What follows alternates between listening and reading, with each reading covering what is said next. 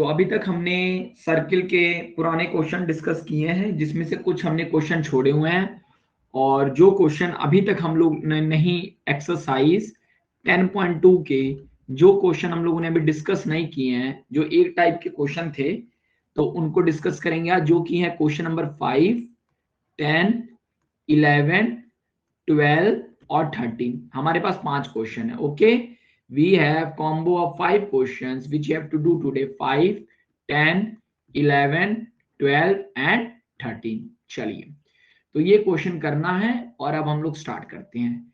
सबसे पहले हम लोग कहानी में स्टार्ट करते हैं क्वेश्चन नंबर जो कि हमारा 5 है। क्वेश्चन नंबर जो कि हमारा 5 है। तो क्वेश्चन नंबर अगर 5 हम लोग देखना चाहें तो देखिए क्वेश्चन नंबर 5 क्या कह रहा है। क्वेश्चन नंबर 5 कह रहा है कि prove that the perpendicular at the point of contact to the tangent to a circle passes through the center। Okay, ये कह रहा है कि प्रूव करिए, प्रूव दैट, हमको क्या करना है, प्रूव ये करना है सर कि जो परपेंडिकुलर होता है at the point of contact, यानी perpendicular at point of contact, perpendicular at point of contact, ठीक है, to the tangent to a circle, perpendicular point of the contact, ठीक है ना, किसके, to the tangent to a circle, to the tangent to a circle, to the tangent to a circle, ठीक है। आगे ये क्या है, पासेस थ्रू द सेंटर, ये कहां से पास होता है, पासेस थ्रू द सेंटर। सो अगर आप थोड़ा सा ध्यान देंगे तो आपको पता चलेगा दिस क्वेश्चन हैज 3 पार्ट्स। इस क्वेश्चन में 3 पार्ट्स हैं, जिसमें हमको प्रूव ये करना है कि perpendicular to the point of contact जो होता है to the tangent to a circle passes through the centre.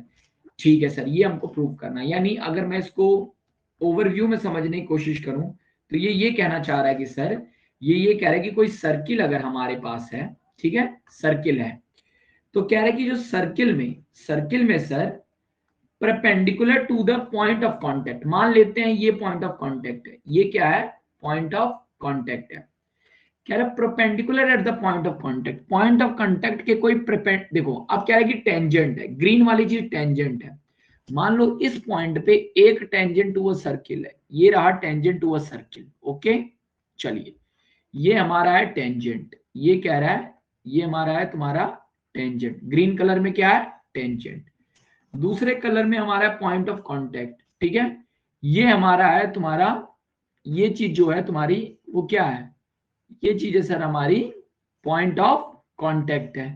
Okay, तो सर ये टेंजेंट है, ये हमारा पॉइंट ऑफ कांटेक्ट है, पॉइंट ऑफ कांटेक्ट है। अब क्या रहा है कि प्रूव करिए जो परपेंडिकुलर होगा पॉइंट ऑफ कांटेक्ट पे, अब पॉइंट ऑफ कांटेक्ट और टेंजेंट के, अब जो लाइन टेंजेंट और परपेंडिकुलर होगी, अब देखिए, अब अगर आप समझने की कोशिश करेंगे तो आपको रियलाइज होगा कि ये वो लाइन है जो परपेंडिकुलर होगी, जो परपेंडिकुलर होगी पॉइंट ऑफ कांटेक्ट और टेंजेंट के, ठीक है।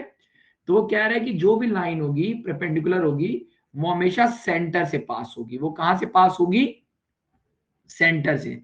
वो हमेशा कहां से पास होगी, सेंटर से पास होगी। ओके, यहां तक सबको समझ आया कि नहीं? If it is clear please write clear.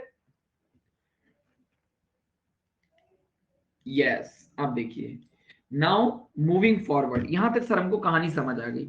ठीक है सर, अब मैंने जो भी क्वेश्चन छोड़े हैं बहुत छोटे छोटे क्वेश्चन हैं, इनके प्रूफ अगर आप समझे, ठीक है, तो यानी मेरा टारगेट है, अगर मैं इस क्वेश्चन में गिवन वुमेन जो भी चीजें होंगी लिखता हूं, ठीक है, तो अगर मैं इसको सॉल्व करना शुरू करूं सोल्यूशन, तो देखिए मैं बहुत छोटे में कैसे लिखूंगा।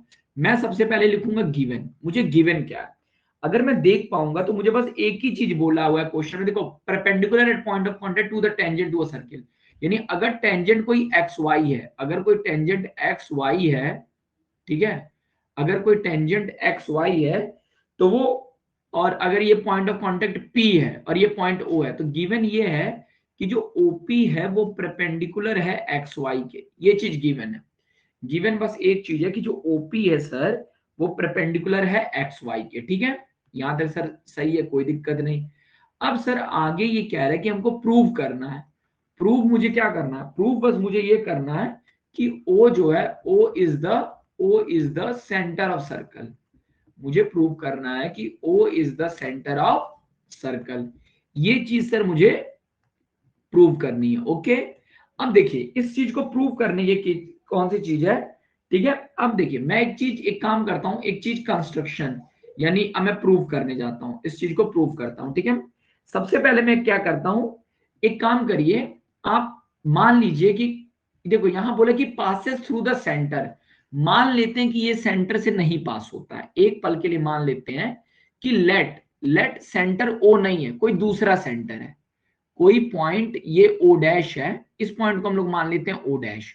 ओके, हम लोग मानते हैं let O dash B the centre, O dash B the centre, मान लेते हैं कि ओ डैश सेंटर है, ओ सेंटर नहीं है, लेकिन एक्स वाई के परपेंडिकुलर कोई लाइन ओपी है, कोई पॉइंट ओ है, लेकिन मैंने बोला कि ओ डैश सेंटर नहीं है। अब अगर ओ डैश सेंटर नहीं है तो मैंने क्या कर दिया, अब मैं काम करता हूं कि ज्वाइन कर देता हूं, ज्वाइन कर देता हूं ओ डैश और पी को ज्वाइन कर देता हूं। लीजिए मैंने क्या किया, इन दोनों पॉइंट को ज्वाइन कर दिया। ओके, यहां तक मैंने बोला कि मान लीजिए सर ओ सेंटर ना होके ओ डैश सेंटर है, और मैंने ओपी को ज्वाइन कर दिया, ठीक है। अब देखिए अब मैं जानता हूं कि जो भी सेंटर होता है सर्कल, सेंटर से जो भी लाइन सेंटर और पॉइंट ऑफ कांटेक्ट को जो लाइन जोड़ती है वो टेंजेंट के हमेशा परपेंडिकुलर होती है। तो मैं ये कह सकता हूं देयरफॉर, यहां मैं कह सकता हूं कि ओ डैश पी जो होगा वो परपेंडिकुलर होगा, ओ डैश पी जो होगा वो परपेंडिकुलर होगा एक्स वाई के। ये क्या है, ये तो थ्योरम से होगा सर। सर थ्योरम तो यही कहती है ना, थ्योरम क्या कहती है, किस थ्योरम की बात कर रहा हूं मैं, अगर आप देखेंगे तो आपका जब ये चैप्टर स्टार्ट हुआ था, जो सबसे पहली चैप्टर थ्योरम थी इस बुक में, थ्योरम नंबर 10.1, अगर मैं सबसे पहली थ्योरम देखूं 10.1 जो थी, यहाँ पे मैं आपके उसके लिए लिख दे रहा हूं यहाँ पे, for your kind information, by theorem 10.1।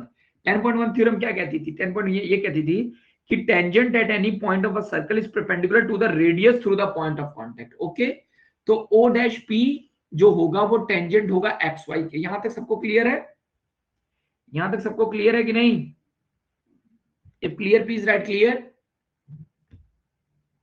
Yes sir, यहां तक सबको क्लियर है। अब देखो अगर ये चीज, तो थ्योरम के हिसाब से, थ्योरम के हिसाब से अगर O dash P perpendicular X Y के, तो इसका मतलब ये हुआ कि ये जो एंगल है, एंगल देयरफॉर एंगल जो ओ डैश पी और एक्स जो एंगल है, ओ डैश पी और एक्स जो है वो बराबर होगा 90 डिग्री के। यानी वो एंगल किसके बराबर होगा, 90 डिग्री के। यानी यहां पे एक चीज बोल दिया कि ओ डैश मतलब x बराबर होगा 90 डिग्री के, है ना। और सिमिलरली आप ये कह सकते हैं कि OPX और ये बराबर होगा angle O dash P Y के, angle O dash P Y के, ये दोनों बराबर होंगे 90 डिग्री के, ठीक है, क्योंकि थ्योरम के हिसाब से तो सर 90 डिग्री होना चाहिए। ओके ठीक है सर, यानी अब लेकिन देखिए अब इसका मतलब क्या हुआ, इसका मतलब ये हुआ, इसका मतलब ये हुआ, तो देखो ये एंगल और ये एंगल भी अगर आप देखेंगे ध्यान से, ये वाला एंगल जो दिया हुआ है आपके ग्रे कलर में मैं आपको शो करता हूं, ये ग्रे नहीं लेते हैं, ये कलर ले लेते हैं ऑरेंज कलर। ओके, तो ये जो एंगल है सर, ये एंगल, ये वाला एंगल, ये जो एंगल दिया हुआ है एंगल, अब सर हमको ये दिया हुआ है कि एंगल, अब एंगल जो है O P X, angle O P X भी बराबर है 90 डिग्री के, और वो बराबर है एंगल ओ पी वाई के, ये भी बराबर है।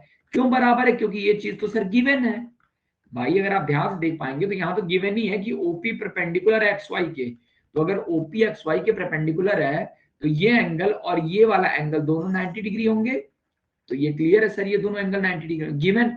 अब देखिए अब अगर आप इसको, इस चीज को देखें, इसको पहला माने और इसको दूसरा माने, तो अगर आप इन दोनों को बहुत ध्यान से देखेंगे तो आप एक चीज रियलाइज कर पाएंगे कि ये चीज तभी पॉसिबल है। अब मैं ये कह रहा हूं कि देयरफॉर, अगर आप समझे कि therefore angle O dash P X बराबर है एंगल ओ पी एक्स के। अब देखिए यानी अगर बराबर है तो P इसमें भी है P इसमें भी है, X इसमें भी है, X इसमें भी है। तो इसका मतलब ये हुआ ये चीज कब पॉसिबल है? तो यही तो पूरा खेल हो गया सर, यहाँ पे पूरा खेल ये हो गया सर कि ये जो चीज हो गई ये चीज, ठीक है। सिमिलरली सिमिलरली अगर आप समझेंगे, सिमिलरली आप समझेंगे कि एंगल ओ पी एक्स नहीं, ओ पी डैश बराबर इतना, ओ पी वाई जो है वो बराबर है angle O dash P Y के, ये भी चीज है, ठीक है। अब आप कहेंगे, अब आप समझिए, this is possible only, this is possible, this is possible only when, ये पॉसिबल तभी है when O dash and O coincide. भाई ये तभी पॉसिबल है जब दोनों कोइंसाइड करेंगे। तो मैं ये कह सकता हूं therefore the perpendicular eight the point of contact, यानी अगर ये चीज पॉसिबल है यानी ओ और ओ डैश एक ही पॉइंट है, यानी ये वाला पॉइंट और ये पॉइंट अलग ना होके एक ही है। इसका मतलब क्या हुआ, अगर ओ देखो, अगर ये वाला पॉइंट और ये पॉइंट एक ही है, ये पॉइंट एक ही है, तो इसका मतलब क्या हुआ, मैं ये जानता हूं ना कि रेडियस हमेशा सेंटर से पास होगा।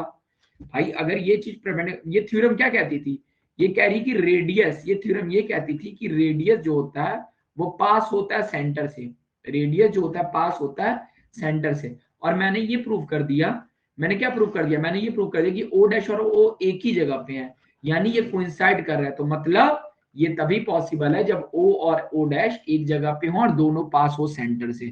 Is it clear? अगर क्लियर है तो प्लीज राइट क्लियर। ठीक है, please write clear.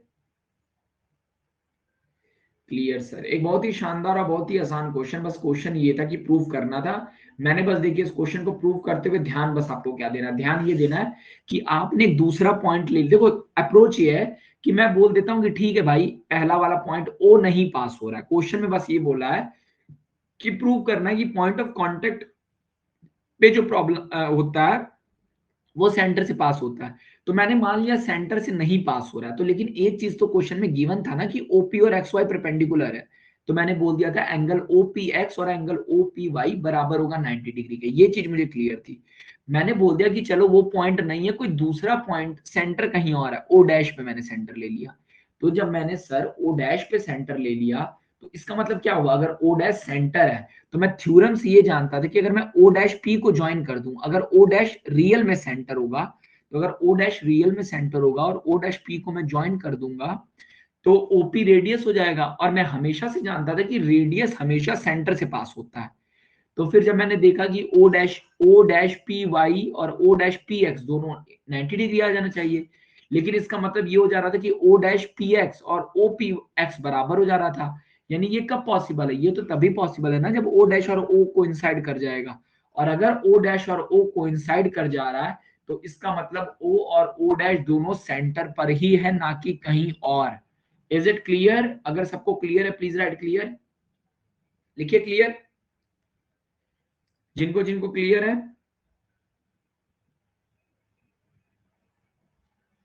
Clear, Aman clear, Payal clear, Anurag clear, Krishna, Amrita clear, Divyanka आपको भी क्लियर, शिवांश कशिश, शिवांश कशिश आप लोगों ने लग रहा है लेट ज्वाइन किया इसलिए आप लोगों को दिक्कत हो रही है, am I right? Yes sir, चलिए कोई बात नहीं, let's move to the next question. ये फिर हम लोग लास्ट में डिस्कस कर लेंगे, ओके?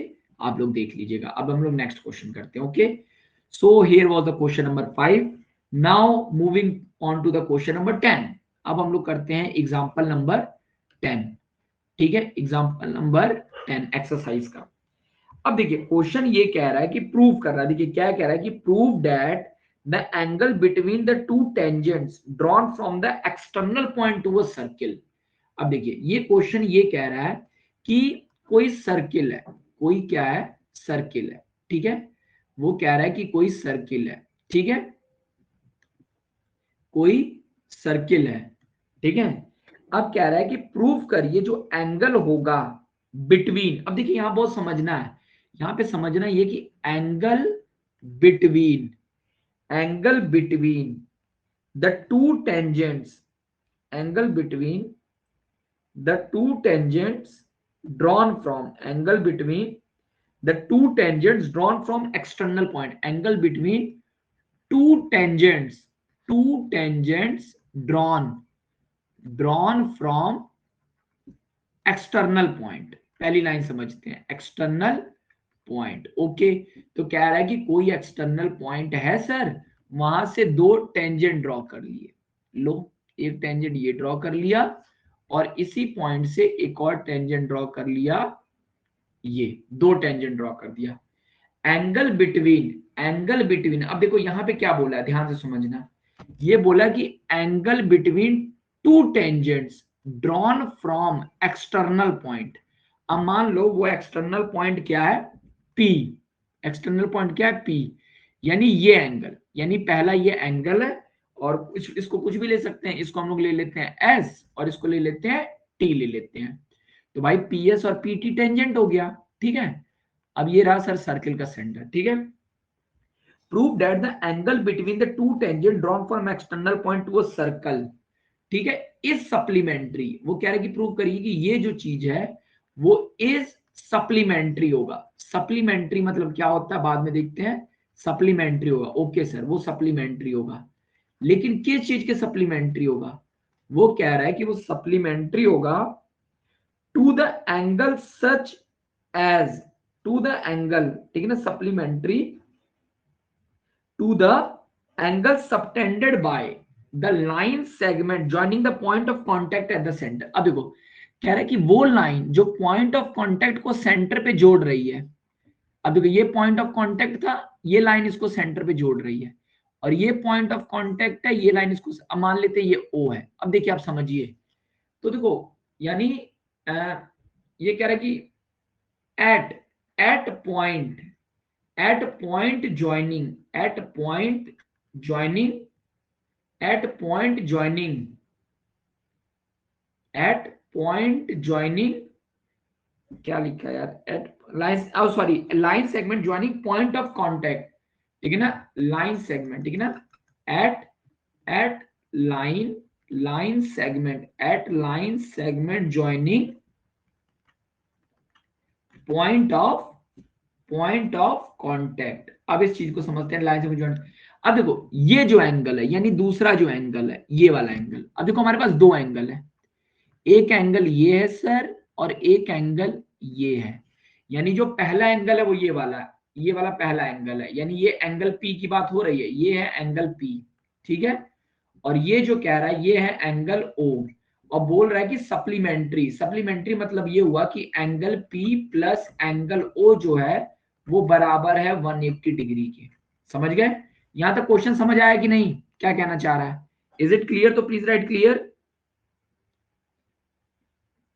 क्वेश्चन समझ आया? Yes sir. क्वेश्चन ये कह रहा है कि दो टेंजेंट के बीच का जो एंगल है, और वो एंगल जो दो लाइन सेगमेंट को जोड़ रहा है पॉइंट ऑफ कांटेक्ट पे, मतलब जो सेंटर पे एंगल बन रहा है, प्रूव कर दीजिए उन दोनों एंगल का सम कितना होगा, 180 डिग्री होगा। यानी ये चीज प्रूव करनी है। तो आपको समझ आ रहा होगा, ये बहुत छोटी सी चीज है, बहुत छोटा सा क्वेश्चन बन गया। तो अगर मैं इस यहाँ पे समझने की कोशिश करूं, अगर मैं गिवन से स्टार्ट करूं, गिवन में, तो मुझे इस क्वेश्चन में क्या गिवन दिया? तो मुझे एक चीज बोला हुआ है, देखिए यहाँ पे मुझे सीधे बोला है कि पी एस और पी टी टेंजेंट है, ये तो क्लियर है। यहां से एक चीज क्लियर है कि and P S and P T are tangents हैं। P S and P T are tangent है, and O is the centre, और ओ सेंटर है, ओ इज द सेंटर। यहां तक ये गिवन था सर। अब मुझे प्रूव क्या करना था? अगर आप ध्यान से देखेंगे तो आपको पता है सर, इस क्वेश्चन में मुझे प्रूव ये करना है सर कि angle P plus angle O बराबर होता है 180 डिग्री के। Angle P plus angle O किसके बराबर होता है? 180 डिग्री के। अब देखिए अगर मैं प्रूफ की तरफ जाऊं, तो मैं बोलूं, अगर, अब देखो, अब मेरे पास, अगर आप समझिएगा, यहां पे आपको सबसे बड़ी समझने वाली बात यह है कि देखो यहां पे बोला है कि PS एंड PT जो है वो टेंजेंट है। तो मैं कह सकता हूं प्रूफ में, देखो OS जो होगा वो परपेंडिकुलर होगा, OS जो होगा वो परपेंडिकुलर होगा सर एसपी के, है ना, और जो ओटी होगा वो परपेंडिकुलर होगा पीटी के बाय थ्योरम। भाई भाई जो अभी हमने पीछे वाला थ्योरम पढ़ा ना, थ्योरम 10.1, भाई जो थ्योरम 10.1 हमने पढ़ा था वो क्या था, थ्योरम 10.1 था ना कि पॉइंट ऑफ कांटेक्ट पे, पॉइंट ऑफ कांटेक्ट से जो भी लाइन होती है वो हमेशा टेंजेंट होती है, ये हमने पढ़ा था। ओके, तो ये हम लोग जानते हैं कि थ्योरम से ये हमने प्रूव किया। ओके, अब अगर आप आगे समझने की कोशिश करें इसी चीज को तो आप आगे देख पाएंगे। तो पहली चीज तो ये हो गई, और ये भी एंगल कितना हो गया, ये भी परपेंडिकुलर हो गया, ये भी कितना हो गया, ये भी परपेंडिकुलर हो गया। अब अगर आप ध्यान से देखें तो आप देखेंगे कि इन इन क्वाड्रिलेटरल, एक क्वाड्रिलेटर बन रहा है क्योंकि चार साइडें हैं, PSOT, अगर क्वाड्रिलेटर PSOT ले लेंगे तो मैं कह सकता हूं angle P plus angle S plus angle O plus angle T बराबर होगा 360 डिग्री। और ऐसा क्यों है, क्योंकि सर जो sum of angle of quadrilateral, sum of angle of quadrilateral equal to 360 degree होता है। क्या होता है, 360 डिग्री होता है। अब आप देखिए, अब आपको पता है कि एंगल P एंगल S, अब angle P plus angle S कितना है, एंगल S कितना है, एंगल S है 90 डिग्री। ओके, एंगल S कितना है 90 डिग्री, प्लस एंगल O कितना है, एंगल O नहीं पता, प्लस और एंगल T कितना है, एंगल T भी कितना है आपका 90 डिग्री, बराबर कितना 360 डिग्री। यानी angle P plus angle O की मैं बात करूं तो ये हो गया 360 माइनस 180 बराबर 180 डिग्री, बराबर कितना हो गया 180 डिग्री। और शायद अगर आप ध्यान से देख पाएंगे तो आपको रियलाइज होगा कि क्वेश्चन में यही तो प्रूव करने के लिए भी बोला है, देखिए यहाँ पे, और यहाँ पे मैंने ये बात प्रूव भी कर दी, यही तो प्रूव करना था ना, तो मैंने कर दिया hence proved, hence proved. Is it clear guys? देखिए बहुत इजी क्वेश्चन था, है ना। बस एक नॉर्मल थ्योरम जो हमको ये कह रहा है कि OS और OT परपेंडिकुलर होगा, तो जब परपेंडिकुलर होगा तो दो एंगल सर पहले ही 90 90 पता चल गए, और बाकी angle P angle S angle O और एंगल T को जोड़ के 360 डिग्री आएगा। तो फिर लास्ट में आप देखें तो S और T पता ही था, तो angle P plus angle O plus 180 बराबर 360, और लास्ट में हमने कर दिया कि angle P plus angle O बराबर 360 minus 180 is equal to 90 sorry 180 degree, hence prove. Clear है? अगर सबको क्लियर है तो प्लीज राइट क्लियर, क्लियर लिखिए, क्लियर सर, वेरी गुड, सबको क्लियर है। Aman, Aman clear, Amrita clear, Divyanka, Divyanka clear, Krishna clear, Payal clear, ठीक है, और Shivansh and Kashish clear sir, ठीक है। चलिए now moving to the next question, अब हम लोग, ठीक है, अगले क्वेश्चन पे हम लोग मूव करते हैं, जो कि हमारा है क्वेश्चन नंबर 11। क्वेश्चन नंबर 11 है, ये कह रहा है कि प्रूव करिए। क्वेश्चन नंबर 11 देखिए, देखने में तो बहुत इजी लग रहा है कि प्रूव दैट, प्रूव दैट 11 मैंने कराया है कि नहीं कराया है, एक मिनट लेट मी सी, 11 भी कराना है, ओके, नहीं कराया है, चलिए ठीक है। तो क्वेश्चन कह रहा है कि प्रूव करिए कि जो पैरेललोग्राम है circumscribing a circle, prove that parallelogram, parallelogram, ठीक है, circum, parallelogram circumscribing, parallelogram circumscribing a circle is a rhombus, is a rhombus। Okay, चलिए अब इस चीज को समझने की कोशिश करते हैं। ये कह रहा है सर कि अगर अगर मेरे पास कोई पैरेलियोग्राम है, ये कह रहा है सर मेरे पास कोई पैरेलियोग्राम है। ओके, पैरेललोग्राम क्या होता है, पैरेललोग्राम होता है वो जो सर्किल को, अरे यार पैरेललोग्राम होता है जो एक मिनट, देखिए ये पैरेललोग्राम ले लेते हैं और पैरेललोग्राम आप समझने की कोशिश करिए। देखिए पहले आप समझिएगा, यानी ये कह रहा है कि मान लो ये भी एक पैरेललोग्राम है, ओके, और पैरेललोग्राम में कैसा भी पैरेललोग्राम हो सकता है। तो कह रहा है कि अगर पैरेललोग्राम के अंदर, अगर ये कह रहा है कि पैरेललोग्राम के अंदर कोई सर्किल आ जा रहा है, कह रहा है कि पैरेललोग्राम के अंदर कोई सर्किल है, ठीक है। तो ये रहा पैरेललोग्राम और पैरेललोग्राम के अंदर कोई सर्किल है, ठीक है। तो कह रहा है कि अगर किसी भी पैरेललोग्राम के अंदर कोई सर्किल है तो वो कह रहा है कि प्रूव करिए वो सर्किल। और देखो यहां पे आप समझिएगा, एक मिनट, नहीं देखिए, हाँ, तो पैरेललोग्राम है, पैरेललोग्राम के अंदर कोई सर्किल है। तो कह रहा है कि देखिए प्रूव करिए कि पैरेललोग्राम जो सर्किल को सर्कमस्क्राइब कर रहा है, सर्कमस्क्राइब मतलब होता है सारी चीजें टच करनी चाहिए, यानी सर इसकी सारी साइड इसको टच कर रही हैं, इसकी सारी साइड इसको टच कर रही हैं, ठीक है। तो कह रहा है कि प्रूव करिए कि अगर कोई पैरेललोग्राम है जो कि एक सर्कल को सर्कमस्क्राइब कर रहा है, तो कह रहा है कि प्रूव करिए वो एक रोम्बस होगा। वो क्या होगा? वो एक रोम्बस होगा।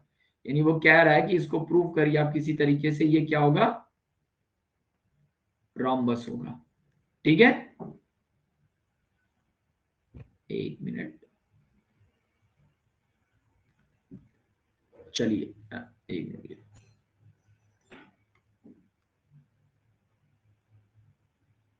चलिए यहां तक क्वेश्चन सबको क्लियर हुआ कि नहीं? क्वेश्चन क्लियर हुआ कि नहीं कि प्रूफ करिए वो रोम्बस होगा? क्लियर हुआ? Yes sir. अब देखिए ध्यान से, चीज बहुत आसान है, बस समझने का खेल है, ठीक है।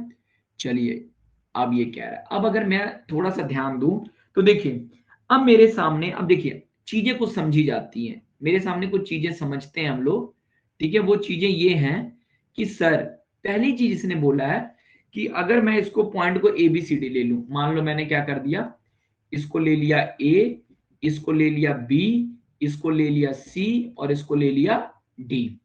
अब देखो यहां पे बोला है कि एक पैरेललोग्राम है, तो मैं मान लेता हूं कि लेट अगर मैं मान लू गिवन, गिवन में लेट क्या करना है, वो तो गिवन ही है, तो यहाँ लेट का मतलब नहीं है, ओके। तो मैं यहाँ क्या कर देता हूं, गिवन, गिवन है मुझे कि A B C D is parallelogram, given है ए बी सी डी एक पैरेललोग्राम है, ये बात मुझे गिवन है। अब मैं जानता हूं कि अगर कभी भी कोई चीज पैरेललोग्राम होगी तो मैं उसकी पहली प्रॉपर्टी क्या जानता हूं, पहली प्रॉपर्टी ये जानता हूं सर कि पैरेललोग्राम के लिए जो ए बी है वो बराबर होगा सी डी के, और जो ए डी है वो बराबर होगा बी सी के। ये बात सबको क्लियर है? क्लियर है कि नहीं? यस सर, ये बात तो सर हमको क्लियर है कि ए बी बराबर है सी डी और ए डी बराबर होगा बी सी के। तो इस चीज को मैंने एक ब्रैकेट के अंदर कर लिया, अगर A B C D parallelogram है तो।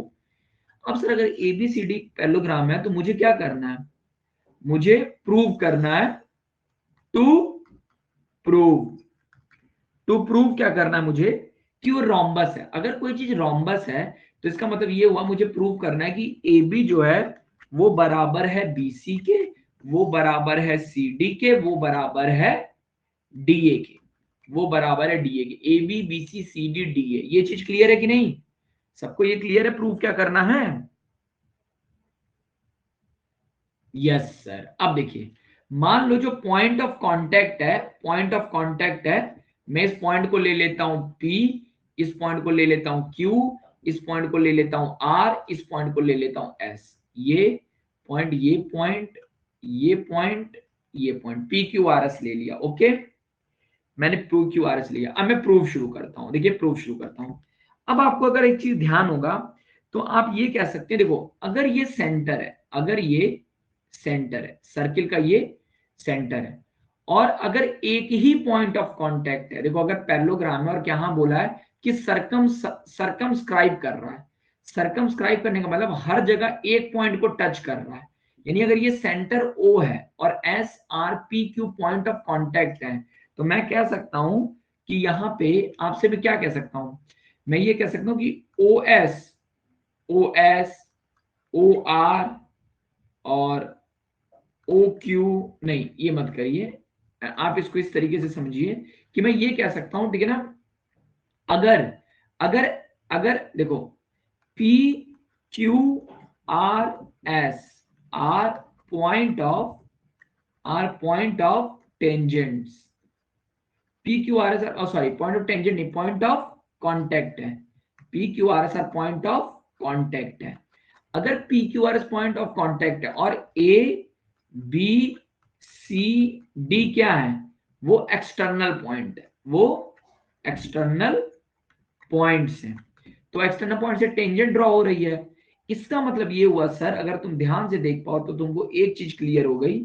इसका मतलब ये हुआ, क्या इसका मतलब हुआ, इसका मतलब हुआ कि एपी और एएस बराबर होगा। पहली चीज तो मैंने बोल दिया कि एपी बराबर होगा एएस के, एपी बराबर होगा एएस के थ्योरम के हिसाब से, है ना। फिर उसके बाद बोला बीपी, अगली चीज अगर आप लें तो आप देखेंगे ये जो बीपी होगी वो बीक्यू के बराबर होगी, तो बीपी बराबर होगी बीक्यू के, बीपी बराबर होगी बीक्यू के। उसके बाद क्या है, उसके बाद सीआर, सीआर बराबर होगा सीक्यू के, सीआर बराबर होगा सीक्यू के, और लास्ट में डीआर बराबर होगा डीएस के। लास्ट में क्या होगा, डीआर बराबर होगा डीएस के। तो मैंने कह दिया कि सर डीआर बराबर होगा डीएस के। ठीक है, यहां तक सबको क्लियर है कि नहीं, ये चीज सबको क्लियर है? ठीक है, क्लियर है, ठीक है। और ये कैसे होगा, ये सब चीजें क्यों होंगी भाई, अगर आप थ्योरम 10.2 उठा लें तो यही तो हमने थ्योरम 10.2 पढ़ी थी ना। थ्योरम 10.2 क्या पढ़ी थी, अब देखिएगा थ्योरम 10.2 यही कहता है कि एक्सटर्नल पॉइंट से जो भी बनता है वो इक्वल बनता है, ठीक है। तो अगर ये चीज, अगर मैं इस चीज को पहला मान लूं, इस चीज को मैं दूसरा मान लूं, इसको तीसरा मान लूं और इसको चौथा मान लूं, ठीक है। और अगर मैं ऐड कर दूं, अगर मैं ऐड कर देता हूं, एडिंग, एडिंग में कर देता हूं 1 + 2 + 3 + 4, ठीक है ना, on both sides, on both sides.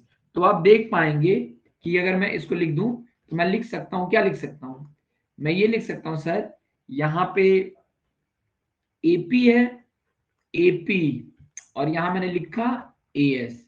अब इसमें जोड़ा, इसमें जोड़ा, क्या जोड़ा सर, एपी और एएस में जोड़ा बीपी, ठीक है, और यहां जोड़ा बीक्यू, दोनों तरफ बीक्यू जोड़ लिया, बीक्यू जोड़ लिया सर। इसके बाद मैंने क्या जोड़ा, इसके बाद मैंने जोड़ा कि सी आर, ठीक है, इसमें जोड़ा सी क्यू जोड़ा, ठीक है सर, सी आर में सी क्यू जोड़ लिया, और लास्ट में अगर आप देखेंगे कि यहाँ पे डी आर था, इसमें डीएस जोड़ लिया, इसमें डीएस जोड़ लिया। यानी कहने का मतलब ये हुआ सर, कहने का मतलब ये हुआ कि ये वाली जो साइड है, ये वाली जो साइड है और ये वाली जो साइड है, ये इन दोनों को जोड़ ली मैंने एक तरफ। अब आप देखेंगे अगर ये दोनों चीज इक्वल है, तो अब आप ध्यान से देखिए, अगर इसी में देखिए तो एपी और बीपी को अगर मैं जोड़ दूं, एपी और बीपी को जोड़ दूं, एपी और बीपी को जोड़ दूं, तो ये चीज जोड़ने पे आएगी, एपी और बीपी को जोड़ने क्या आएगी, ए बी आएगी। और सी आर और डी आर को जोड़ दूं, सी आर और डी आर को जोड़ दूं तो ये सी डी आएगी। एएस और बी क्यू को जोड़ दूं, एएस और नहीं, एएस और डीएस को जोड़ देता हूं ना, एएस और सीआर और डीआर, सीआर और डीआर हो गया, और एएस और डीएस को जोड़ देता हूं, तो एएस और डीएस को जोड़ने पे क्या आ रहा है, एडी आ रहा है, और एएस और डीएस को जोड़ने पे एडी आ रहा है, और इसको जोड़ने पे बीक्यू और सीक्यू जोड़ने पे क्या आ रहा है, बीक्यू जोड़ने पे बीसी आ रहा है। ये चीज मैंने दोनों जोड़ दी। अब आप देखिएगा, अब आपको यहां पे देखिए, आपने एक चीज समझा यहां पे, अब आप कह रहे हैं सर यहां पे आपने कहा था कि CD और AB बराबर है, तो अगर CD और AB बराबर है तो मैं CD की जगह AB लिख देता हूं, CD की जगह मैं AB लिख देता हूं, और AD और BC बराबर है तो BC की जगह मैं AD लिख देता हूं। अब इसका मतलब क्या हुआ, इसका मतलब ये हुआ सर कि AB की जगह AB लिख दिया और AD की जगह AD लिख दिया और ये लिख दिया। अब देखो 2AB बराबर 2 AD। अब 2 से 2 काट दूंगा तो मैं कह दूंगा कि AB बराबर आ गया AD के, यानी सर AB बराबर है CD के, सही बात है, AD बराबर है BC के, सही बात है। अब तो सर आप कह रहे हैं कि AB और AD भी अपने आप में बराबर है, इंप्लाइज दैट। इसका क्या मतलब हुआ? इसका मतलब ये हुआ सर कि अगर ये दोनों बराबर हो जाएंगे तो इसका मतलब ये हुआ कि AB बराबर होगा BC के, बराबर होगा CD के, बराबर होगा DA के। और अगर चारों साइड बराबर हैं तो इसका मतलब क्या हुआ? वो पैरेललोग्राम, रोम्बस क्या होता है? रोम्बस तब बनता है जब चारों साइड बराबर होती है। क्लियर हो गया कि नहीं? Is it clear guys? If it is clear please write clear. Clear clear clear, very good. चलिए ठीक है, यहां तक हम लोगों को चीजें क्लियर है, ठीक है, नो कंफ्यूजन, कोई दिक्कत नहीं, यहां तक हम लोगों ने सारी चीजें अपनी क्लियर कर ली, ठीक है। अब should we move to the next? Please write next. Next लिखिए अगले पे मूव करने के लिए। Next, very good. चलिए अब देखिए, अब कौन सा क्वेश्चन नंबर हो गया, कौन सा क्वेश्चन बचा है? 5 हो गया, 5वां हो गया, 10वां हो गया, 11वां हो गया, है ना। अब 12वां और 13वां बचा है, 12वां और 13वां बचा है। ठीक है ठीक है सर। तो अगर हम लोग देखा जाए, अब क्वेश्चन नंबर हम लोग 12वां करते हैं। क्वेश्चन नंबर अब हमको क्या करना है? 12वां, ठीक है। चलिए, तो 12वां क्वेश्चन क्या है? 12वां क्वेश्चन एक न्यूमेरिकल टाइप का क्वेश्चन लग रहा है, ठीक है। तो चलिए देखने की कोशिश करते हैं, समझने की कोशिश करते हैं कि क्वेश्चन क्या है। क्वेश्चन ये है कि एक ट्रायंगल है, ओके, ठीक है सर, लीजिए एक ट्रायंगल है हमारे पास, ठीक है सर, एक ट्रायंगल हो गया। अब कह रहा है कि इस ट्रायंगल के अंदर, triangle ABC is drawn to circumscribe a circle. देखो सर्कमस्क्राइब में तो समझना एक ही जगह टच होना होता है, यहाँ पे अगर सर्कमस्क्राइब कह रहा है मतलब एक जगह टच हो रहा है।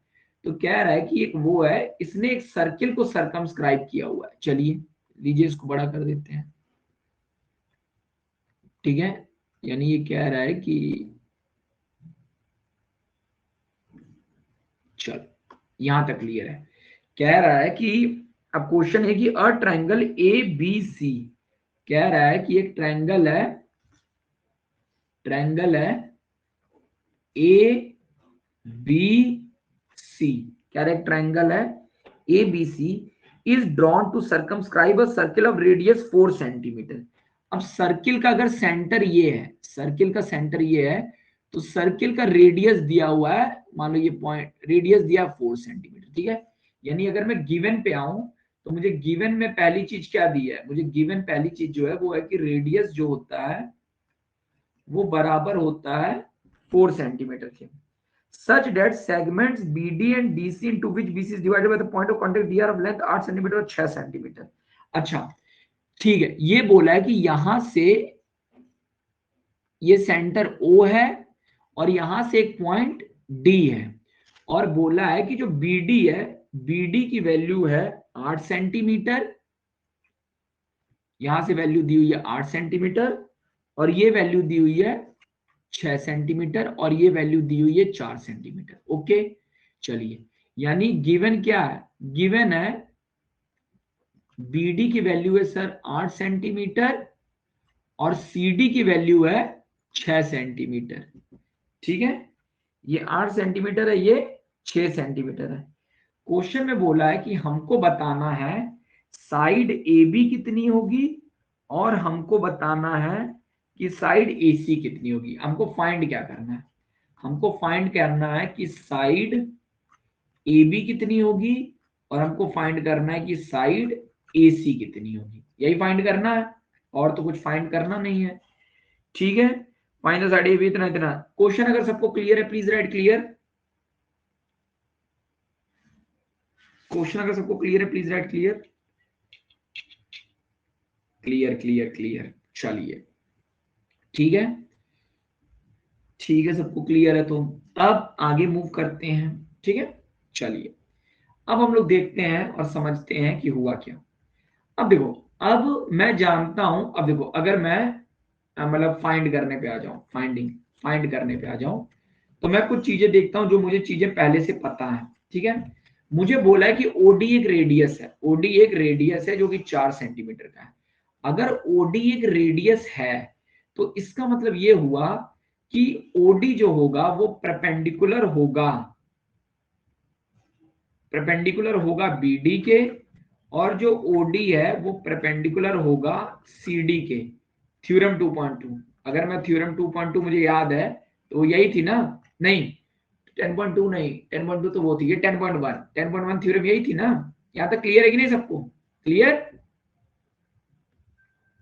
भाई, थ्योरम 10.1 कहती यही कहती थी ना कि कोई जो भी रेडियस होता है वो टेंजेंट के परपेंडिकुलर होता है। ओके, चलिए, यही कहती थी ना थ्योरम। क्या थ्योरम यही कहती थी? यस और नो? Yes sir. यानी अब देखिए, ये परपेंडिकुलर हो गया और ये परपेंडिकुलर है। ठीक है, यानी मैं ये कह सकता हूं कि अगर डीबी, तो मैं एक चीज देयरफॉर, अगर परपेंडिकुलर देयरफॉर मैं कह सकता हूं कि जो बीडी होगा वो बराबर होगा। अब देखो, अगर ये पॉइंट डी है, अगर ये पॉइंट, एक पॉइंट डी दिया हुआ है, तो मान लेते हैं कि ये पॉइंट, ये जो पॉइंट है ये ई है, और ये जो पॉइंट है ये एफ पॉइंट है। ठीक है, तो मैं कह सकता हूं कि जो बी डी होगा वो बराबर होगा बीई के, जो कि बराबर होगा 8 सेंटीमीटर। ठीक है, और जो सी डी होगा वो बराबर होगा सी एफ के, जो कि बराबर होगा 6 सेंटीमीटर। और ये चीज क्यों होगी सर? थ्योरम 10.2 यही तो कहती थी ना कि कोई अगर एक्सटर्नल पॉइंट है, कोई भी अगर एक्सटर्नल पॉइंट है, कोई भी अगर एक्सटर्नल पॉइंट है, तो एक्सटर्नल पॉइंट से क्या चीज बनने वाला टेंजेंट इक्वल होता है। यानी अगर ये 6 आया तो देयरफॉर, यानी यहां से मुझे क्या मिल गया, यहां से मुझे पता चल गया कि ये वैल्यू जो है ये 6 सेंटीमीटर है, और ये वैल्यू 8 सेंटीमीटर है। यानी ये तो मैं निकाल ले गया, ये जो दोनों चीजें हैं मैं निकाल ले गया। अब मुझे देखिए, अगर मुझे ए बी निकालना है तो ए बी निकालने के लिए मुझे ए ई प्लस बीई चाहिए, ए ई प्लस बीई चाहिए। और अगर मुझे ए सी निकालना है तो ए सी निकालने के लिए मुझे A F plus F C चाहिए। और आपको क्वेश्चन देख के समझ आ रहा होगा पूरा कि बीई, बीई और एफ सी गिवन है, यानी बीई और एफ सी क्या है? गिवन है। अब एई और एएफ की वैल्यू पूछ रहा है, एई और एएफ। अब क्वेश्चन है कि सर एई और एएफ कैसे निकलेगा, बताइए, एनी आइडिया? कोई आइडिया कि हम लोग एई और एएफ कैसे निकालेंगे? एई और एएफ कैसे निकालेंगे, बताइए। देखिए, यहां मेरी बात ध्यान से सुनिए, अगर मैं एओ, एओ, ओबी और ओसी को ज्वाइन कर दूं तो मुझे ये, मतलब एओ, ओबी, ओसी को ज्वाइन कर दिया, तो मैंने यहां से बोला कि एरिया ऑफ ट्रायंगल एबीसी होगा वो 3 ट्रायंगल का सम होगा, 3 ट्रायंगल के एरिया के, जो कि ट्रायंगल पहला ये वाला होगा एओबी, ये पहला वाला, फिर ट्रायंगल ओ सी बी, ये दूसरा वाला ट्रायंगल, और ट्रायंगल ये तीसरा वाला ट्रायंगल, इन तीनों ट्रायंगल के एरिया का सम होगा। अब आप मुझे बताइए, मैंने पहला ट्रायंगल का जो एरिया निकला ट्रायंगल एओसी, अगर एओसी की बात करें तो एओसी का बेस कितना है? 6 + x, तो half into base into height 4 आएगा। हाइट क्यों 4 आएगा? क्योंकि सर हाइट तो रेडियस के बराबर है और ये पॉइंट ऑफ कांटेक्ट है, तो मतलब ओसी की वैल्यू वही होगी। ये वाला क्लियर है कि नहीं सबको? Area of AOC. सिमिलरली अगर आप ओसीबी को ले, ओसीबी को, तो हाफ इंटू 4 इंटू 14, ये भी क्लियर है। और अगर आप एओबी को लें तो हाफ इंटू ये। अब देखिए इस क्वेश्चन को आगे कहा जा रहा है, क्वेश्चन आप समझिएगा। अब हम लोग सुने थे एक Heron's formula, by Heron's formula, याद है आपको? हेरॉन्स फॉर्मूला याद है कि नहीं? जो अगर ट्रायंगल के 3 साइड पता रहती थी तो उसका वो निकालने में यूज होता था एरिया, जो होता था root of S, S minus A, S minus B, S minus C. याद आ रहा है कि नहीं भाई? एरिया ऑफ ट्रायंगल जो होता था हेरॉन्स फॉर्मूला से, है ना? ठीक है सर। अब s की वैल्यू कितनी होगी, s की वैल्यू, और s क्या होता था, s होता था a plus B plus C by 2, तीनों साइड का सम का आधा। तो तीनों साइड का सम कितना होगा, 6 plus x plus 8 plus x plus 8 plus 6 बट्टा 2। यानी अगर मैं इसको सॉल्व करूंगा तो कितना मुझे मिलेगा, अगर मतलब 2 बार 6 तो एक ही बार 6 बचेगा, एक ही बार x बचेगा, एक ही बार 8 बचेगा, तो 14 प्लस एक्स बचेगा। ये चीज समझ आएगी नहीं, 14 प्लस एक्स कैसे आया, s की वैल्यू, क्या s की वैल्यू आपको क्लियर हुई, s की वैल्यू क्लियर हो गई ना, यस सर। अब जब आप s माइनस ए लेंगे, s माइनस ए, तो अब s माइनस ए कितना होगा, मान लो ये वाली साइड a है, ये वाली साइड b है, और ये वाली साइड c है। तो अगर s इतना आया है, ये बराबर है s, तो s माइनस ए कितना होगा, अगर मैं s माइनस ए को लूं तो यानी s माइनस ए कितना है, -6 माइनस एस, तो ये होगा सर 8 में से 6 निकलेगा 8 आएगा। उसी तरह s माइनस बी कितना होगा, s माइनस बी होगा सर 14 प्लस एक्स में से घटेगा x माइनस 8 आएगा, तो ये कितना आएगा, ये 6 आएगा। और s माइनस सी क्या होगा, यानी 14 प्लस एक्स माइनस 14 घटेगा, तो ये x आएगा। ठीक है, यानी ये जो एरिया होगा, मैं यहां से ये चीज कर सकता हूं कि जो सर एरिया होगा, मैं इसको लिख सकता हूं एरिया, अगर इन value area of triangle A B C जो होगा सर, वो बराबर होगा रूट ऑफ एस, एस की वैल्यू कितनी थी, ये, तो root of 14 plus X S into S minus A, S minus B, S minus C, यानी 8 इंटू 6 इंटू एक्स। यहां तक सबको क्लियर है, यहां तक सबको क्लियर है कि नहीं, क्लियर है सर, वेरी गुड। चलिए यहां तक सबको क्लियर है, ठीक है। अब अगर यहां तक सर वो चीज होगी, तो इसका मतलब ये हुआ सर, अब मैं एक काम करता हूं, तीनों को मैंने आगे सॉल्व किया हुआ है ना यहाँ पे, तो आप देखेंगे कि इन तीनों की वैल्यू कितनी आएगी। अगर मैं इन तीनों, मतलब देखो ये वाला जो था यहाँ पे, अगर मैं इसको काट दूं, 2 2 जा 4, 2 2 जा और 2 2 जा, और अगर मैं इसको जोड़ दूं तो 6, अब देखिए अगर मैं इसको जोड़ने की कोशिश करूं तो ये चीज कितनी आ रही है, ये चीज आ रही है पहला वाला 6 दूनी 12, 12 एक्स, और 2 कॉमन ले लूं, अगर अगर 2 कॉमन ले लूं तो बचेगा क्या, 6 प्लस एक्स, या रुकिए इस तरह आप कंफ्यूज होंगे, अब मैं इन तीनों को अलग अलग जोड़ लेता हूं, इस वाले को, इस वाले को और इस वाले को। तो पहला कितना है, 6 दूनी 12 प्लस 2x, उसके बाद अगला क्या है, 14 दूनी 28, और उसके बाद कितना है, 6 दूनी 12, 12 प्लस 2x। अगर मैं इन सबको जोड़ूं तो ये वैल्यू मेरे पास आती है 20 30 40, 20 30 40 52, 52 प्लस 4x आती है, वैल्यू कितनी आती है, 52 प्लस 4x आती है। ठीक है, यानी यानी ये रूट के अंदर जो है ये वैल्यू वैल्यू देखो, यानी 52 प्लस 4x ये आया, यानी क्या मैं ये कह सकता हूं कि ये वाला एरिया और ये 52 प्लस 4x बराबर होगा।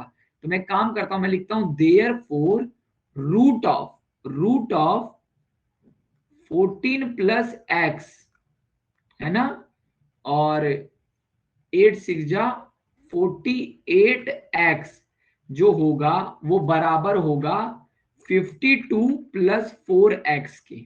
ठीक है, यहां तक सबको क्लियर हुआ कि नहीं, यहां तक क्लियर है गाइस, अगर यहां तक क्लियर है तो please write clear, please write clear.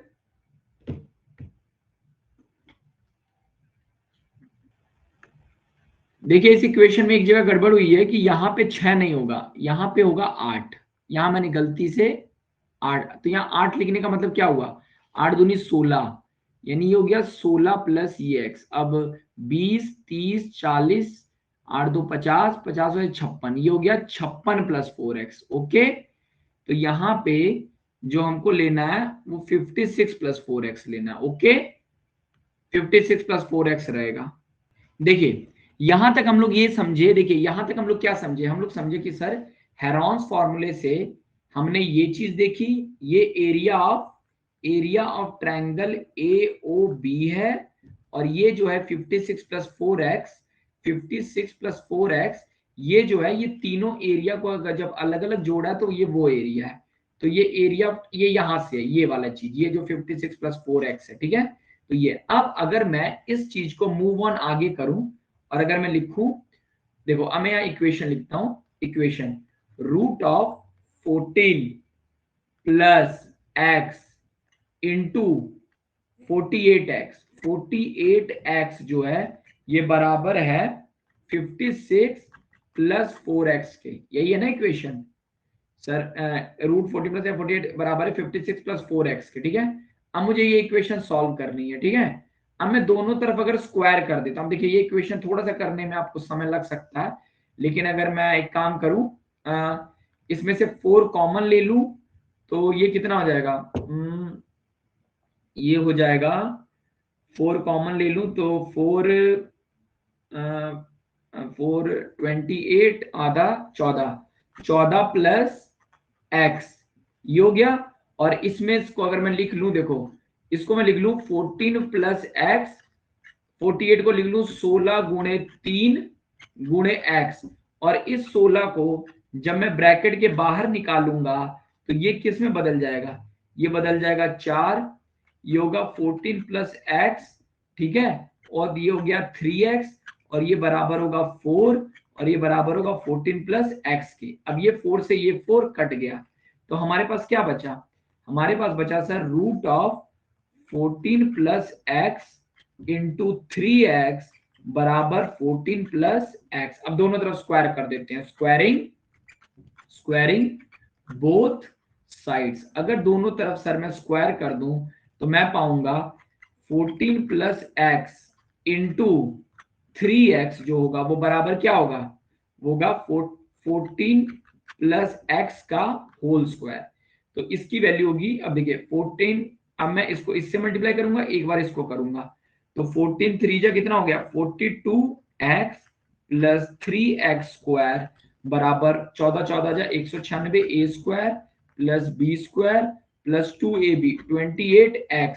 अब आप देखिए इधर 3x स्क्वायर है, इधर x स्क्वायर है, तो अगर मैं एक तरफ सबको कर दूं तो मैं देखूंगा 3x square minus X square plus 42x minus 28x minus 196 equal to 0।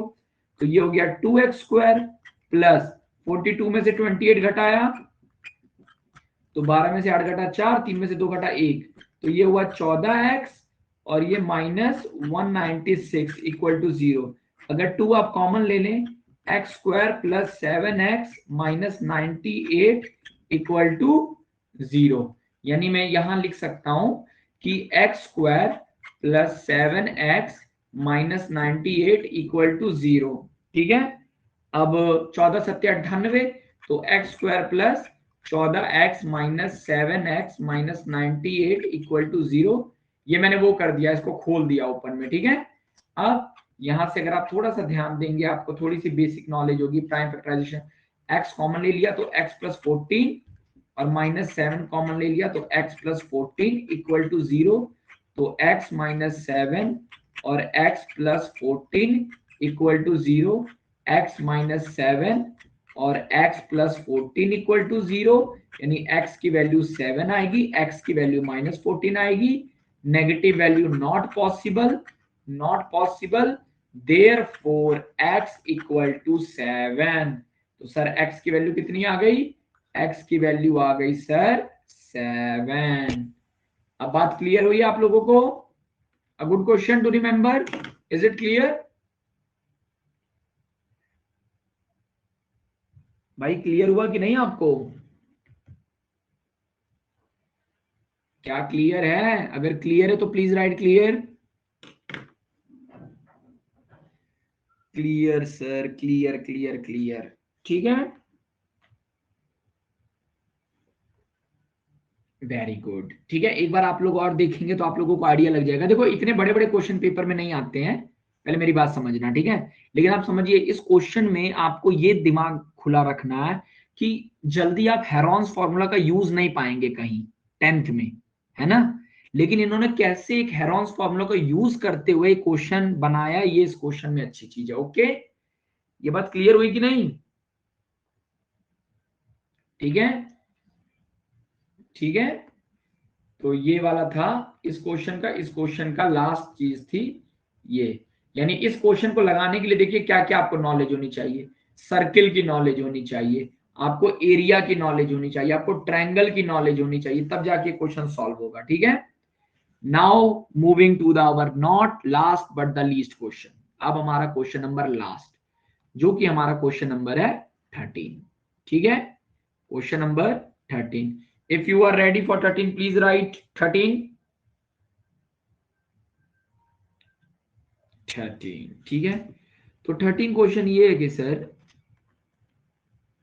prove that opposite sides of a quadrilateral, prove that opposite sides of quadrilateral circumscribing a circle,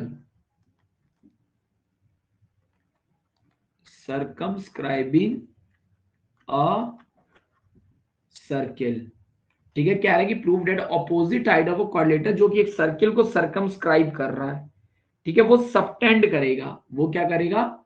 subtend करेगा, सबटेंड करेगा supplementary angle, supplementary angle, supplementary angle at centre of circle, at centre of circle, ठीक है।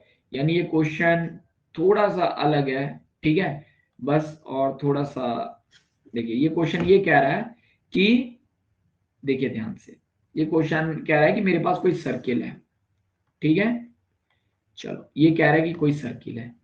अब कह रहा है कि prove करिए कि इस सर्किल में, ठीक है, कह रहे कि प्रूव सर्किल करिए कि कोई भी quadrilateral, prove opposite side of quadrilateral circumscribe circle. अब कोई भी क्वाड्रिलेटरल है जो इसको सर्कमस्क्राइब कर रहा है, लो मान लो कोई क्वाड्रिलेटरल मैंने बना दिया, ये हो गया।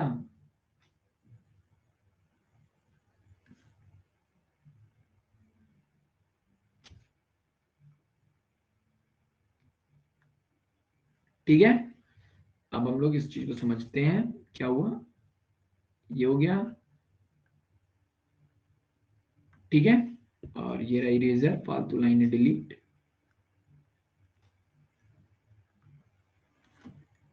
ठीक है। अब देखो, अब ये कह रहा है कि,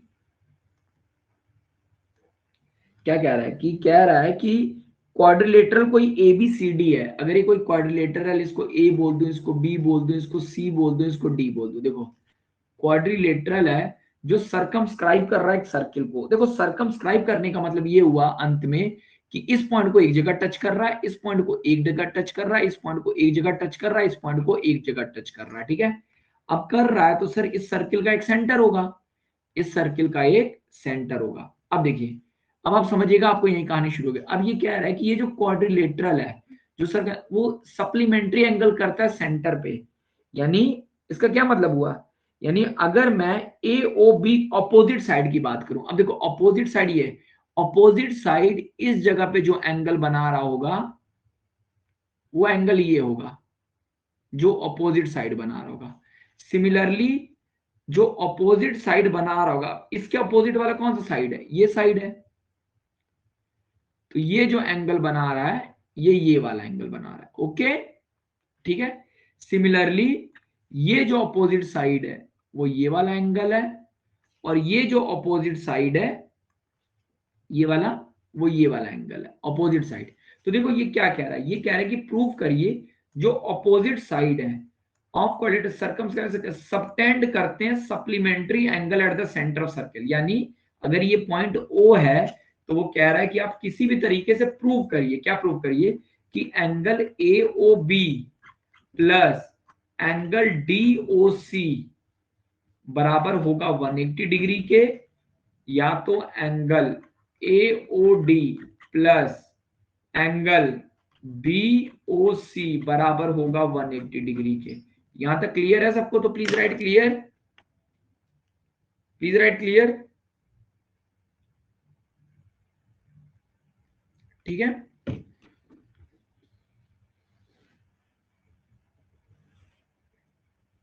ठीक है, ठीक है। अब देखिए, अब ये क्वेश्चन बहुत छोटा हो जाता है, क्वेश्चन बस देखने में बड़ा लगता है। अब देखिए, अगर मैं एक चीज आपको समझाऊं, अब ध्यान से आप देखिएगा, बस ध्यान से आपको देखना क्या है और समझना क्या है।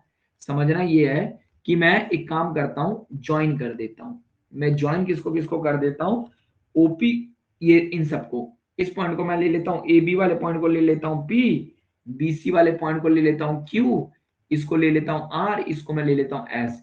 तो मैंने बोला कि ज्वाइन कर देता हूं OP, OP, OQ, O R और ओ एस। मैंने क्या किया, इन चारों पॉइंट को ज्वाइन कर दिया। OP, OQ, O R, O S, चार पॉइंट को ज्वाइन कर दिया। अब देखिए, अगर मैं चार पॉइंट को ज्वाइन कर दूंगा तो अब देखिए, अब यहाँ पे बहुत सिंपल सी बात करनी है। सिंपल बात करनी है कि अगर मैं ये ट्रायंगल ले लूं, ये ट्रायंगल, ओके, और इसी के साथ अगर मैं ट्रायंगल ले लूं ये वाला ट्रायंगल, तो आप पाएंगे, देखो अब मैं यहाँ पे क्या कर रहा हूं, मेरी बात समझना। अगर मैं कहूं in triangle AOP and AOP और ट्रायंगल AOS, अगर AOS की बात करें तो देखो, AP और AS तो बराबर होगा थ्योरम से ही, AP और AS होगा बराबर होगा, जो कि थ्योरम हमारी थी 10.2, ये हमको क्लियर ही है सर। उसके अलावा AO दोनों में कॉमन है, अगर आपको दिख रहा होगा ये AO, तो मैं लिखूंगा कि AO इक्वल टू AO, जो कि क्या है दोनों में, जो कि कॉमन है। और OS और OP रेडियस है, OS बराबर है OP के, जो कि है रेडियस ऑफ सर्किल, जो कि क्या है, रेडियस ऑफ सर्किल है। तो मैं ये कह सकता हूं कि मतलब ये मैंने इसलिए किया ताकि मैं ये चीज प्रूव कर पाऊं, क्या, कि ट्रायंगल AOP, AOP जो है वो कॉन्ग्रुएंट है ट्रायंगल AOS के, ट्रायंगल AOS के कॉन्ग्रुएंट है। यानी आप इस चीज से आपको फायदा क्या मिला, आपने ये चीज बताई क्यों सर? ऐसा मैंने इसलिए बताया ताकि मैं ये बोल सकूं, यानी देखो, कहने का मतलब ये एंगल है ना, और ये एंगल, ये दोनों सेम होगा। यानी ये एंगल और ये दोनों एंगल क्या होगा, सेम होगा। अब मैंने इस एंगल को नाम दे दिया, मान लो ये एंगल 1 है, ये एंगल 2 है, ये एंगल 3 है, ये एंगल 4 है, ये एंगल 5 है, एंगल 6 है, ये एंगल 7 है, ये एंगल 8 है, मानो 8 एंगल को नाम दे दिया। अब मैं यहां पे कह सकता हूं कि एंगल 1 बराबर है एंगल 2 के, ठीक है, एंगल 1 बराबर है एंगल 2 के। अब एंगल 1 और एंगल 2 बराबर होगा, तो मैं यहां पे सीधे लिख सकता हूं ना, सिमिलरली, सिमिलरली एंगल 3 बराबर होगा एंगल 4 के, एंगल 5 बराबर होगा एंगल 6 के, और एंगल 7 बराबर होगा एंगल 8 के। यहां तक क्लियर है सबको? अगर यहां तक क्लियर है तो प्लीज राइट क्लियर, क्लियर। अब देखिए, अब कहानी में सबसे फर्जीवाड़ा, ठीक है, अब मैंने क्या किया सर, ये होगा, अब आप समझिए। लेकिन आपको पता है ना कि अगर मैं angle 1 plus angle 2 plus angle 3 plus angle 4 plus angle 5 plus angle 6 plus angle 7 plus angle 8 करूं, तो क्या ये वैल्यू 360 डिग्री क्या बराबर नहीं आएगी? आएगी कि नहीं आएगी? आएगी गाइस?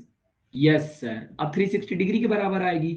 अब ध्यान से देखिए, तो मैं आपको समझ आ रहा होगा कि एंगल, अब देखो मैंने यहाँ पे बोला एंगल 1 और एंगल 2 बराबर है, यानी ये एंगल दोनों बराबर है। एंगल 3 और एंगल 4 बराबर है, एंगल 5 और एंगल 6 बराबर है, ठीक है, और एंगल 7 और एंगल 8 बराबर है। तो मैं इसको सीधे लिख दे रहा हूं, ठीक है ना। अगर मैं इसको ये, अगर मैं इसको इस तरीके से लिख सकता हूं, तो मतलब मैं ये कह सकता हूं ना कि अगर दुगना कर दूं मैं एंगल 1, ये बराबर है, या मैं, अब देख, अब मुझे क्या प्रूव करना था, मैं अब यहाँ पे ऑपोजिट साइड वाला लेना है, यानी मुझे पहली चीज ये प्रूव करना है, ये ना ए ओ बी, अगर ए ओ बी तुम समझो तो इस पूरे एंगल की मेरी बात करना है। तो मैं ये कहूंगा कि एंगल 2, देखो अब समझना, एंगल 2 प्लस एंगल 3, एंगल 2 बराबर किसके है, एंगल 1 बराबर होगा एंगल 2 के, ठीक है। अब एंगल 1 बराबर होगा एंगल 2 के, तो मुझे क्या प्रूव करना है, 360 डिग्री है। हाँ, अब मुझे प्रूव करना है कि ए ओ बी, तो देखो मैं ये कह सकता हूं कि जो एंगल 2 होगा इसको मैं लिख दे रहा हूं टू टाइम्स ऑफ एंगल 2, है ना, और इसको मैं लिख दे रहा हूं 2 टाइम्स ऑफ एंगल 3, इसको मैं लिख दे रहा हूं 2 टाइम्स ऑफ एंगल 5, और इसको मैं लिख दे रहा हूं 2 times of angle 8, 2 times of angle 8, और ये है 360 डिग्री। या मैं ये लिख सकता हूं ना यहाँ पे कि एंगल 2, अगर मैं ये लिख दे angle 2 plus angle 3, angle 2 plus angle 3 plus angle 5 plus angle 8, ये बराबर किसके होगा, ये बराबर होगा 180 डिग्री के। और एंगल 2 प्लस एंगल 3 कितना है, अगर आप ध्यान से देखेंगे तो ये एंगल ए ओ बी है, और ये जो है एंगल 5 और एंगल 8 कितना है, एंगल 5 नहीं, या मैंने कुछ गड़बड़ किया क्या, 5 और 6, इसको 2 टाइम्स ऑफ एंगल 6 लिख देता हूं, और इसको 2 टाइम्स ऑफ एंगल 7 लिख देता हूं, ओके। तो एंगल 6 एंगल 7, और एंगल 6 और 7 जोड़ के कितना आ रहा है, ये आएगा एंगल डीओसी, एंगल डीओसी, ये बराबर हो गया 180 डिग्री। देखिए ये प्रूव हो गया ना पहला। सिमिलरली मैं कह दूंगा क्या, angle A O D plus angle B O C बराबर होगा 180 डिग्री। तो क्या आप लोगों को समझ आ गया ये चीज, इज इट डन, क्या सबको समझ आ गया, is it clear guys? Yes sir, चलिए एक दो बार आप लोग और रिवाइज कर लीजिएगा, आपको क्लियर हो जाएगा। और इस तरीके से देखिए थोड़ा सा, देखो इससे आना कम ही नंबर का है, 3 ही नंबर का आना है, तो मुझे नहीं लगता इससे कोई बहुत बड़ा क्वेश्चन आएगा, ये सब क्वेश्चन तो नहीं आने चाहिए। लेकिन आप एक बार एनसीईआरटी में दिया है तो आप प्रिपेयर करिए, क्योंकि एमसीक्यू इन्हीं किसी कॉन्सेप्ट से फ्रेम हो जाएगा, ओके। चलिए चलिए फिर, तो अब हम लोग कल मिलते हैं, और कल से हम लोग जो हमारी पुरानी स्ट्रेटेजी थी बोर्ड वाली उस पर वर्क करेंगे, ओके गाइस, ओके। चलिए ओके, चलिए, तो मेरी तरफ से सबको गुड नाइट, ओके बाय।